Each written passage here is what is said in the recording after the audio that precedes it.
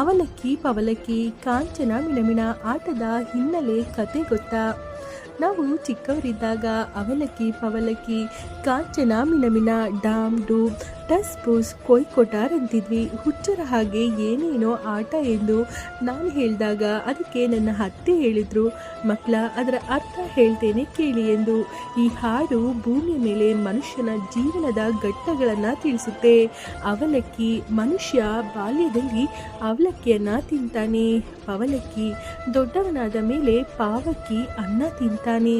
ಕಾಂಚನ, ಯೌವನದಲ್ಲಿ ಕೆಲಸಕ್ಕೆ ಸೇರಿದ ಮೇಲೆ ದುಡ್ಡು ಕೈಯಲ್ಲಿ ಓಡಾಡುತ್ತೆ.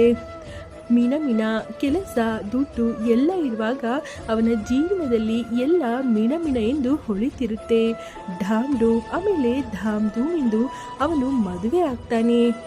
ಟಸ್ಪುಸ್, ಮದುವೆಯಾಗಿ ಮಕ್ಕಳಾದ ನಂತರ ವ್ಯಕ್ತಿಯ ಜೀವನದಲ್ಲಿ ಎಲ್ಲ ಟಸ್ಪುಸ್, ಏಕೆಂದರೆ ಮಕ್ಕಳು ಹೇಳೋದನ್ನೇ ದೊಡ್ಡವರು ಕೇಳಬೇಕು. ಕೊಯ್ಕೊಟಾರ್, ಕೊನೆಗೆ ವ್ಯಕ್ತಿಯ ಮರಣ. ಅವಲಕ್ಕಿಯನ್ನು ಎಂದಿಗೂ ಅಪಮಾನ ಮಾಡಬಾರ್ದಂತೆ, ಹಂಚಿ ತಿನ್ಬೇಕಂತೆ. ಸುಧಾಮ ಗುರುಕುಲದಲ್ಲಿದ್ದಾಗ ಒಬ್ಬನೇ ಕೂತು ಎಲ್ಲ ಅವಲಕ್ಕಿ ತಿಂದ್ಬಿಟ್ಟಿದ್ದಕ್ಕೆ ಆ ಪರಿ ದಾರಿದ್ರ್ಯ ಕಾಡಿತಂತೆ.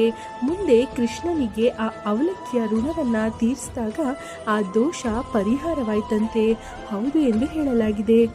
ಒಂದು ಸಣ್ಣ ಆಟದಲ್ಲಿ ಎಷ್ಟು ದೊಡ್ಡ ತತ್ವ ಅಡಗಿದೆ ಅಲ್ವಾ ಸ್ನೇಹಿತರೆ, ಈ ಮಾಹಿತಿ ನಿಮಗೆ ಇಷ್ಟವಾಗಿದ್ದಲ್ಲಿ ಲೈಕ್ ಮಾಡಿ, ಶೇರ್ ಮಾಡಿ. ಹಾಗೆ ಯಾರೆಲ್ಲ ಇನ್ನೂ ನಮ್ಮ ಚಾನಲನ್ನು ಸಬ್ಸ್ಕ್ರೈಬ್ ಮಾಡಿಲ್ಲ ಅಂದರೆ ದಯಮಾಡಿ ಸಬ್ಸ್ಕ್ರೈಬ್ ಮಾಡಿ. ಧನ್ಯವಾದಗಳು.